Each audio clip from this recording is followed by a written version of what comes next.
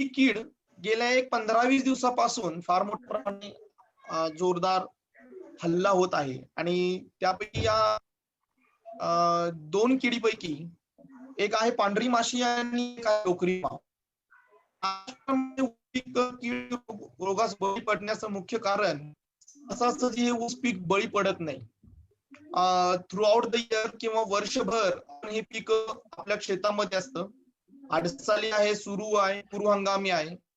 या तिन्ही आणि शिवाय खोडवा तिन्ही हंगामामध्ये हे पीक सतत आपल्या शेतावर असतं. याच्यामुळं हवामानात होणारे जे अवेळी बदल आहेत ते बदल प्रत्येक वेळेला या पिकाला सहन करावे लागतात आणि नैसर्गिक दृष्ट्या ऊस पीक हे सगळे हवामानाचे बदल सामावून घेतो. मग ते पावसामध्ये वेगवेगळे बदल असतील, तापमानामध्ये होणारे वेगवेगळे बदल असतील, आर्द्रतामध्ये होणारे वेगवेगळे बदल असतील. या 2 महिन्यामध्ये थोडासा जर विचार केला तर एक निसर्ग नावाचं वादळ आपल्या महाराष्ट्रात धडकून गेलं. त्याच्यानंतर असलेला टोळधाडीचा हल्ला, त्याच्यानंतर एक 15 आणि मागच्या 2 आठवड्यामध्ये म्हणजे मला वाटतं जुलैच्या पहिल्या 15 ऑगस्ट पर्यंत आपल्या इथं अतिवृष्टी पश्चिम महाराष्ट्रामध्ये आणि त्याच्यानंतर पाऊस थांबलेला आहे आणि ऊन आणि पाऊस याचा खेळ चालू आहे आणि आर्द्रतेमध्ये कमी जास्तपणा याच्यामुळं हे पीक आत्ताच अडसाली सुरूच आणि बराच अंश असं दुसरी कीड हल्ला करते. त्यामुळं हवामानातील होणारे अवेळी बदल हे कारण आपल्याला सांगता येईल. दुसरं कारण आहे की सुपीकता कमी होत चाललेली आहे. मागच्या वेळेला मी पण याच्यावर खूप बोललो होतो आणि हे एक फार महत्वाचं कारण आता आपल्याला 2 नंबरला घ्यावंच लागणार आहे. हवामानातले बदल हे आपल्या हातात नाहीयेत, पण जमिनीची सुपीकता कमी होत चाललेली आहे हे आपल्यामुळे होत आहे. वारंवार या संदर्भामध्ये सेंद्रिय पदार्थ जमिनीमध्ये द्यावेत. मला वाटतं आपल्या पेज मार्फत सुद्धा मी बऱ्याच वेळा पाहतोय की बऱ्याच वेळेला आपले भरपूर जे काही गोष्टी आहेत त्या सेंद्रिय या विषयाकडे जास्त जातात आणि जमिनीची सुपीकता जर चांगली झाली तर पीक दमदार येईल आणि पीक दमदार आलं तर कुठल्याही किडी आणि रोगाला ते जुमानणार नाही. तिसरं कारण रोगट बेनेने किंवा बेने प्रक्रिया कमी हे महत्वाचं कारण महाराष्ट्रामध्ये ऊस पिकाच्या बाबतीत मला पाहायला मिळतं. व्हरायटी मध्ये व्हायरल होतात आणि मग आम्हाला फक्त हिरवीगार असलेला फक्त ऊस दिसतो आणि मग तो ऊस आम्हाला असं वाटतं की तो निरोगी असतो, पण प्रत्यक्षात शेतावर जाऊन डोळ्यांची संख्या बघून किंवा डोळ्यांची साईज बघून किंवा पिकाचे खरंच वाण तेच आहे का, 265 वाण तेच आहे का, 86-32 तेच वाण आहे का, हे फार महत्वाचं आहे. आणि शिवाय बेने प्रक्रिया नसणं याच्यामुळे त्या तिथूनच त्याला किडी आणि रोगांची लागण होते आणि मग ऊसाचं उत्पादन परिणामी कमी होत जातं. जैविक आणि सेंद्रिय खताचा वापर की तेही पाहिजे. पण मला एक ऍडिशन सांगावं लागेल की जैविक कीटकनाशकांचा वापर केला तर इतर पिकांच्या पेक्षा ऊसामध्ये त्याचे परिणाम चांगल्या पद्धतीने दिसून येतात. कारण ऊस हे पीक अशा जैविक कीटकनाशकांचे पैदास्वर व्हायला व्हायला मदत करतं, तसं वातावरण पोषक तयार करतं. रासायनिक खतांचा बेसुमार एकेकाळी रासायनिक खतं मिळतच नाही शेतकऱ्यांना आणि एकेकाने इतकी मिळतात आपण इतकी त्यानुसार आवश्यकतेनुसार पाणी नियोजनाचाही अभाव आहे आणि पाणी नियोजनामध्ये मला असं नक्की सांगावंसं वाटतं की त्याला वारंवार पाणी देणं गरजेचं आहे. म्हणण्यापेक्षा त्याला थोडं पाणी दिलं तर ऊस हे पीक जोमदार येतं. ऊसाची लागवड किंवा पीक फेरफारचा अभाव इथं आमच्या इथं आहे. जैविक घटकांचा कीड आणि रोग नियंत्रणासाठी कमी वापर आणि वेळीच होणारे कीड आणि रोगांचं नियोजन. एखादी कीड दिसल्यानंतर त्याचं संख्या दिसल्यानंतर आपल्याला वेळीच नियोजन केलं तर ती कीड पुढे वाढत नाहीये. तर ही 7-8 कारणं आहेत आणि हीच कारणं या 2 मुख्य किडींना वाढण्यास कारणीभूत झालेली आहेत. त्यातलं पहिलं आहे कीड म्हणजे ऊसावरील लोकरी मावा. डिसेंबर 2002 साली मला अजून आठवते की सांगली जिल्ह्यामध्ये पहिल्यांदा या किडीचा असलेला हा प्रादुर्भाव दिसून आला होता आणि त्यावेळेला बऱ्याच वेळा असा शास्त्रज्ञांनी त्याच्यावर अभ्यास करून त्याचे असणारे परोपजीवी कीटक सुद्धा आता ते सोडलेले आहेत महाराष्ट्रामध्ये. पण मी याला एक असं टायटल दिलेलं आहे की ऊसावरील लोकरी मावा हे एक संकट आहे, ते सातत्यानं संकट आलेलं आहे. हे कधी कधी संकट थोडं कमी प्रमाणात होतं तर कधी कधी काय वैशिष्ट्य मोठ्या प्रमाणात होतं. यावर 86-32 ही व्हरायटी फार मोठ्या प्रमाणामध्ये ऊसावरील लोकरी माव्याला बळी पडलेली आहे 265 पेक्षा. आणि याला कारण ढगाळ वातावरण, जास्त पाऊस, सापेक्ष आर्द्रता ही कीड वाढीसाठी अनुकूल आहे. शिवाय या किडीचा एक असा अभ्यासाला आहे की कीड वाढते आणि या किडीचे जे प्रौढ आणि पिल्ले आहेत यांच्यापासून मधासारखा पदार्थ पानावर तयार होतात. त्यांच्या पोटातून ते चिकट पदार्थ तो सिक्रेट केला जातो, तो बाहेर टाकला जातो आणि त्याच्यावर काळी बुरशी वाढते आणि याच्यामुळं एक कीड पानाच्या पाठीमागे बसून बाल्य आणि प्रौढ अवस्थेमध्ये असल्यामुळे ती पानाच्या पाठीमागे बसून रस शोषतात नंबर 1 आणि याच्यामुळे पानं पिवळी पडतात आणि ही काळी बुरशी वाढल्यामुळं प्रकाश संश्लेषण क्रिया आणि कर्बोदकेचे ग्रहण करण्याची प्रक्रिया परिणामी मंदावते. आणि याच्यामुळे बऱ्याच वेळेला असं झालेलं आहे की पट्टा पद्धत नाहीये, रुंद सरी पद्धत आहे, त्याच्यामुळे ऊसाची संख्या जास्त आहे आणि हेच वातावरण या किडीला वाढायला मोठ्या प्रमाणात पोषक ठरतं आणि त्याच्यामुळे ऊसाच्या कांड्या लहान होतात, पेरे लहान होतात, संख्या लहान होते, जाडी कमी होते आणि परिणामी ऊसाची वाढ सुद्धा खुंटते. नुकसान हे 7 ते 40%, पण मला असं वाटतं की हे पुस्तकी जरी असलं तरी 80% हे नुकसान गेलेलं आहे. ही कीड एकदा एका कोपऱ्यातून ऊसाच्या प्लॉट म्हणून सुरू झाली की ती कीड फार मोठ्या प्रमाणामध्ये वाढत जाते. आता याचं नियोजन करण्याचं फार महत्वाची गोष्ट अशी आहे, त्याच्यामध्ये पहिल्यांदा लगेच कीटकनाशकांचा टाळावा. पहिल्यांदा शेतामध्ये थोडस आपण निरीक्षण जर केलं तर याचे परभक्षी मित्र कीटक, त्याला मायक्रोमस किंवा मराठीमध्ये सीड, हे नैसर्गिकरित्या त्या मावा किडी तयार होत असतात. महाराष्ट्रामध्ये आता ही नैसर्गिक कीड मोठ्या प्रमाणामध्ये तयार होत आहे, कारण मावा, लोकरी मावा ही कीड सातत्यानं आपल्या ऊसावर येत असल्यानं या पाठीमागचे असलेले परभक्षी कीटक सुद्धा त्याच्या पाठीमागून ते येत असतात. त्यामुळं पहिल्यांदा हे जर निरीक्षण करणं फार महत्वाची गोष्ट आहे. आणि दुसरी गोष्ट एक फार महत्वाची की जर आवश्यक वाटल्यास तर फोरेट म्हणजे थिमेट किंवा फिप्रोनिल हे दाणेदार कीटकनाशक एकरी 10 किलो जमिनीमध्ये द्यावं किंवा जिथं तो स्पॉट मध्ये हा लोकरी मावा जास्त प्रमाणात तिथं जरी डस्टिंग केलं, धुराळा जरी करून दिला तरी लोकरी मावा तिथे करण्यामध्ये फार महत्वाची मदत होती. आणि त्याच्यातूनच पुढे आणि जर जास्त प्रादुर्भाव झाला तर शेवटचा पर्याय म्हणून इमिडाक्लोप्रिड आपल्याला घ्यावा 1 मिली आणि तेही एका स्टिकर बरोबर, किंवा आपल्याला त्याच्यामध्ये युरिया किंवा एखादी धुण्याची पावडर जर त्याच्यामध्ये आपण त्या पंपामध्ये घेऊन जर आपण स्प्रे केला तर यांच्या पोटामध्ये, जसं तुम्ही इथं फोटोमध्ये बघू शकता की यांच्या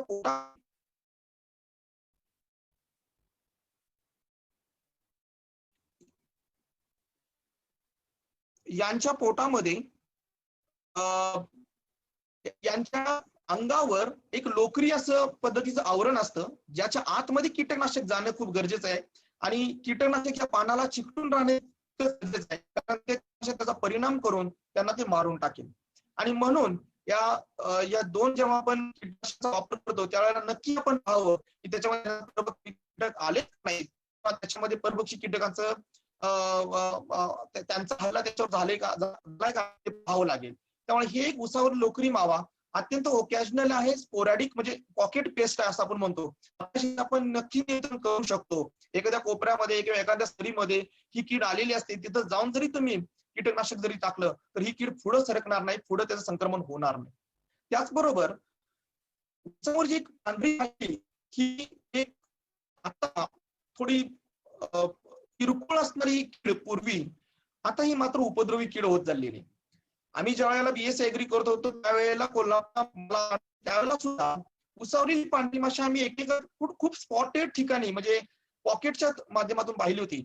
पण आज ही माशी आज मी ज्या भागामध्ये काम करतोय नगर जिल्ह्यामध्ये तिथे 265 व्हरायटीवर ही मोठ्या प्रमाणामध्ये आणि मोठ्या क्षेत्रावर ही किडीचा प्रादुर्भाव होत आहे.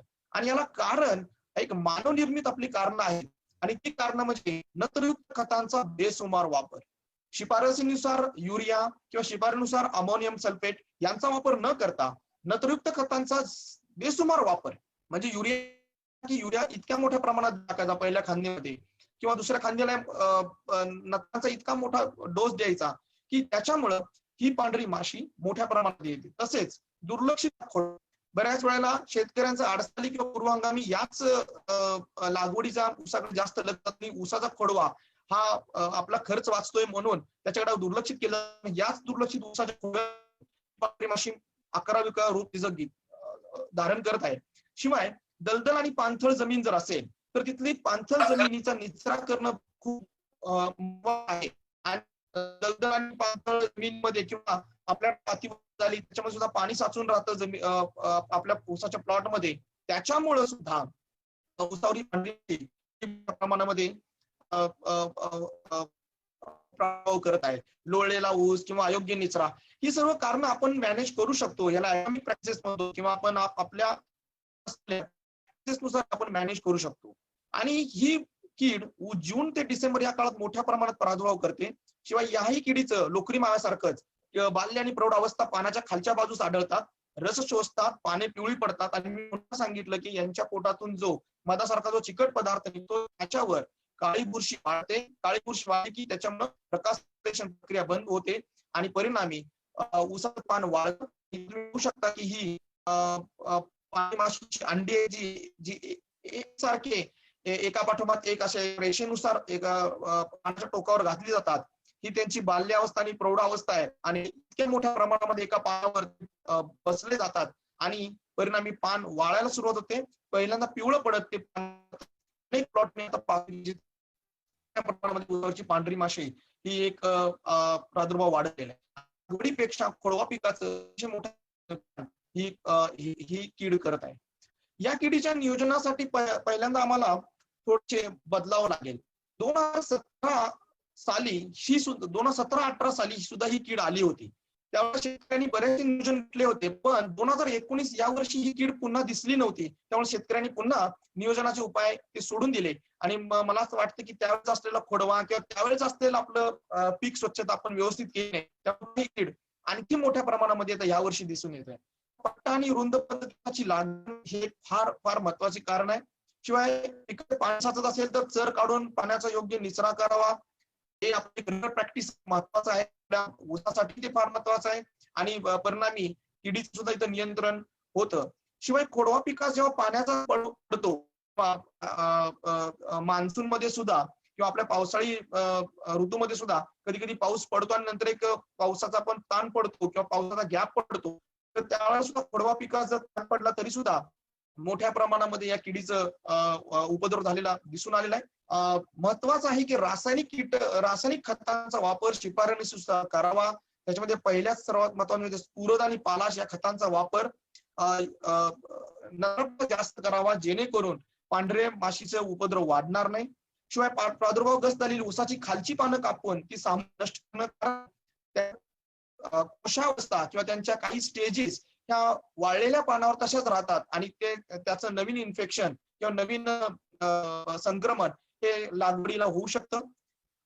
कीडग्रस्त ऊसामध्ये पिवळ्या रंगाचे काडबोड ग्रीस लावून वाऱ्याच्या दिशेने जर लावले तर तिथं मादी यांची जी असते, जी नर आणि मादी या दोन्ही यांना पंख असल्यामुळे उडू शकतात, तर ही पिवळ्या रंगाचे कार्डबोर्ड जर लावले तर तो एक चांगल्या पद्धतीचा परिणाम आम्हाला आमच्या पण एका प्लॉटमध्ये आम्हाला दिसून आलेला आहे. तर फक्त पिवळे कार्डबोर्ड तुम्हाला तयार करायला लागणार, त्याच्यावर डीप तो वाळून जातो. ज्याच्याऐवजी जर तुम्ही त्याला ग्रीस लावलं तर ते वाळणार नाही आणि ते अशा पद्धतीचे कार्डबोर्ड एक 5-4 आणि तर ते कार्डबोर्ड मला वाटतं एकरी जर आपण 8 ते 9 कार्डबोर्ड जरी लावले तरी ते चांगल्या पद्धतीने ते नियोजन करतील. शिवाय अजून एक असं दिसून आलेलं आहे की जास्त प्रादुर्भाव असलेल्या ऊस भागामध्ये लागवड आणि तोडणी जर उशिरा झाली तर पुढच्या वर्षी किंवा पुढच्या हंगामामध्ये या पांढऱ्या माशीचा मोठ्या प्रमाणामध्ये हल्ला झालेला दिसून आलेला आहे. त्यामुळे लागणी आणि तोडणी ही एकाच वेळी होण्याचं थोडंसं जरा करण्याची फार मोठी गरज आहे. कारण काही वेळेला आमचे कारखाने सुरू होतात दिवाळीच्या नंतर किंवा दिवाळीच्या त्या सीझन मध्ये आणि आपला नंबर तोडणीचा लवकर येत नाही, त्यामुळे शेतकऱ्यांचे तो वेळ पुढे जातो आणि मग लागवड उशिरा होते. परिणामी पुढच्या या येणाऱ्या जून जुलै पासून या पांढऱ्या माशीचा पुन्हा प्रादुर्भाव मोठ्या प्रमाणामध्ये वाढला जातो. याचं एक बायो कंट्रोल म्हणजे जैविक नियंत्रण म्हणून एक क्रायसोपर परभक्षी मित्र कीटकांची 2,500 अंडी सोळण शेतकरी मित्रांनो आता आपले प्रॉब्लेम आहे की हे तयार करणारी परभक्षी कीटक तयार करणारे हे जी कंपनी होती नागपूरची त्यांच्याकडेच ते सप्लाय मटेरियल आहे. आम्ही आमच्या लॅबोरेटरीमध्ये आम्ही तयार करण्याचा प्रयत्न केला, फक्त की यांचं परभक्षी मित्र कीटक तयार करत असताना हे एकमेकाला खादाड असल्यामुळे एकमेकाला हे खाऊन टाकतात. वर्षभर यांची पैदास बार करणं थोडंसं आमच्यासाठी अवघड जात आहे. आम्ही तसे काही प्रोटोकॉल आम्ही पाहतोय, पण जरी तुम्हाला कुठे मिळाले तर क्रायसोपरला कारणी या परभक्षी मित्र कीटकांची 2500 अंडी तुम्ही जर सोडून दिली तर ते चांगल्या पद्धतीने यांचं सुद्धा नियंत्रण करू शकतात. ऊसामध्ये चवळी पीक जर आंतरपीक म्हणून घेतलं तर चवळी पिकाकडे यांचा जो पॅरासिटॉइड आहे किंवा यांना यांचा जो जैविक शत्रू कीड आहे तो या चवळी पिकाकडे येतो आणि जर तिथं आपलं आंतरपीक म्हणून असेल तर निश्चितपणे हे इथं नियंत्रण होऊ शकतं. सूक्ष्म अन्नद्रव्यांची फवारणी ही एक फार महत्वाची गोष्ट आहे, कारण आता आपल्या भागामध्ये तो एक खरं डिबेटेबल इश्यू आहे. मला वाटतं पुढच्या वेळेला मी या दोघांना विनंती करेन की जंदाडे साहेब आणि बोर साहेब की एक अन्नद्रव्यावर आणि पर्टिक्युलरली ऊसामध्ये थोडस त्याच्यावर एखादं लेक्चर होणं खूप गरजेचं आहे, कारण सूक्ष्म अन्नद्रव्यांची कमतरता आता आम्हाला निश्चित आमच्या जमिनीमध्ये नाहीयेत, आम्हाला वरून द्यावे लागणार आहे. आणि जर ते आम्ही दिलं तर आमचं ऊस पीक हे चांगल्या पद्धतीने येणार आणि तेच किडी आणि रोगांना बळी पडणार नाही. कारण आम्ही नुसतं नत्र स्फुरद पालाश एवढंच फक्त बोलतोय. याच्यापेक्षा पुढे जाऊन सूक्ष्म अन्नद्रव्यांची फवारणी किंवा त्यांचा जमिनीतून किंवा पिकावर फवारणी घेऊन जर आपण पुरवठा केला तर निश्चितपणाने आपण इथं नियंत्रण करू शकतो. शिवाय बायो कंट्रोल मध्ये अजून एक फार महत्वाचं म्हणजे व्हर्टिसिलियम लेकॅनी आणि मेट्रायझम आणि या दोन जैविक बुरशी जे आहेत यांची प्रत्येकी 5 मिली प्रति लिटर पाण्यामध्ये मिसळून संध्याकाळच्या वेळी जर ऊसावर फवारणी केली आणि जर आपल्या जमिनीमध्ये निचरा व्यवस्थित असेल, ओलावा असेल, तर कीटकनाशकांचे एकरी 2 लिटर द्रावण जरी जमिनीमध्ये कुठल्याही शेणखतामध्ये किंवा सेंद्रिय पदार्थामध्ये जरी दिलं तरी व्हर्टिसिलियम चांगल्या पद्धतीनं नियंत्रण करते असे दिसून आलेलं आहे. आणि मला मान्य आहे की शेतकऱ्याचा एक प्रॉब्लेम असा इथं की ऊस जेव्हा आपल्या खांद्याच्या वर जातो त्यावेळेला स्प्रे करणं किंवा त्याची फवारणी घेणं हे फार आमच्याकडं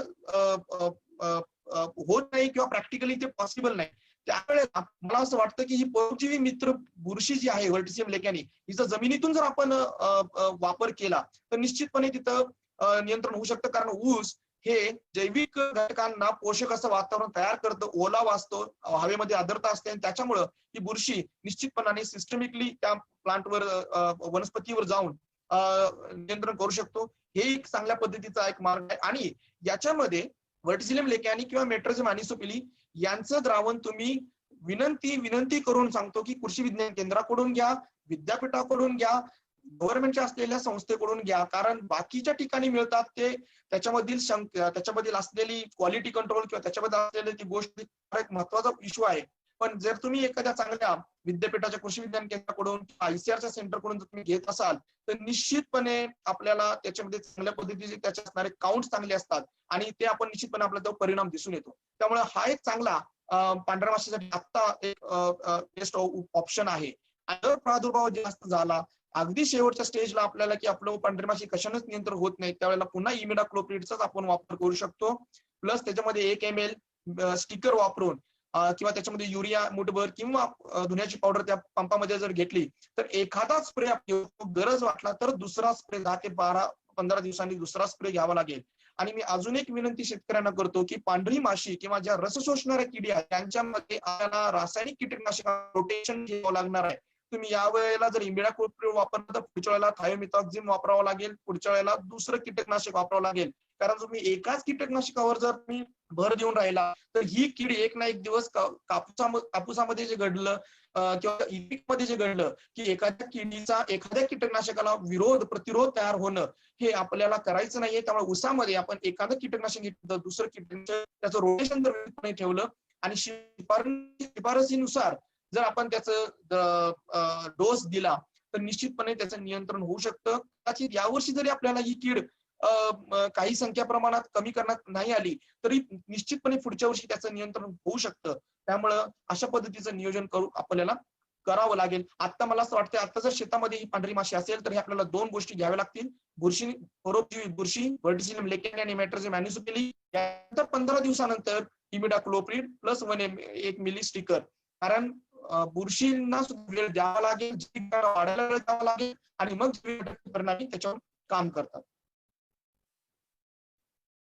म्हणून मी एक सतत माझी शेवटची स्लाइड असते की जर आपल्याला एकात्मिक कीड आणि रोग व्यवस्थापन करायचं असेल तर आपल्याला म्हणजे इंटिग्रेटेड पेस्ट मॅनेजमेंट करायचं असेल तर इंटिग्रेटेड न्यूट्रिएंट मॅनेजमेंट कडे जावं लागेल, एकात्मिक अन्नद्रव्य व्यवस्थापनाकडे जावं लागेल. जे आपण खायला देतो तेच जी ऊस पिकाला आपण खायला देतो व्यवस्थित, तेच त्या किडी ऊसाकडून ते घेतात. जर आपण खायचंच व्यवस्थित त्याचं शिफारसीनुसार दिलं तर निश्चितपणे किडी आणि रोगांची संख्या काही प्रमाणात आपण कमी करू शकतो. शिवाय पीक स्वच्छता हा एक सगळ्यात महत्वाची गोष्ट आहे, जो आम्ही मगाशी सांगितलं की तो जमिनीपासून ते पिकांची स्वच्छता, जमीन स्वच्छता पण आणि पिकांची स्वच्छता पण दोन्ही फार महत्वाची. आणि तिसरा गोष्ट म्हणजे जैविक घटकांचा वापर. जर आपण या तिन्ही गोष्टींचा वापर योग्य पद्धतीने केला तर ऊसामध्ये थोडेसे जरी बदल आपण केले तर अधिक ऊस उत्पन्न घेऊ शकतो आणि शाश्वत ऊस शेतीकडे आपण जाऊ शकतो. कारण यावर्षी जरी माझं उत्पन्न वाढलं तर मला पुढच्या वर्षी तोच आकडा, तोच टनेज मला मेंटेन जर ठेवायचा असेल तर मला शाश्वत ऊस शेतीकडे जावं लागेल. तर या अशा याच अनुषंगानं आजचा असलेला हा आपला छोटासा टॉपिक, जे फक्त मी 2 किडीबद्दलच बोललो आणि जे आता आम्हाला गरजेचं आहे फील्डला, ते आम्हाला देणं खूप गरजेचं आहे. तर मी सहाय्यक कृषी अधिकारी या पेजचा मी खूप खूप धन्यवाद आहे. भोर साहेब आणि जमदार साहेब, तुम्ही आम्हाला ही संधी दिली या प्लॅटफॉर्मच्या माध्यमातून मी शेतकऱ्यांच्या बरोबर बोलायला किंवा शेतकऱ्यांच्या बरोबर मला त्यांच्याशी इंटरॅक्शन करायला. आणि आमची लॅबोरेटरी आहे बायोलॉजिकल कंट्रोल सेंटर, जैविक कीड नियंत्रण केंद्र प्रवरानगरला आहे, जे ICARचं भारतीय ऊस संशोधन संस्था महाराष्ट्रातलं केंद्र आहे. तर मी पुन्हा एकदा सर्वांचं धन्यवाद. जमदार साहेब, थँक्यू.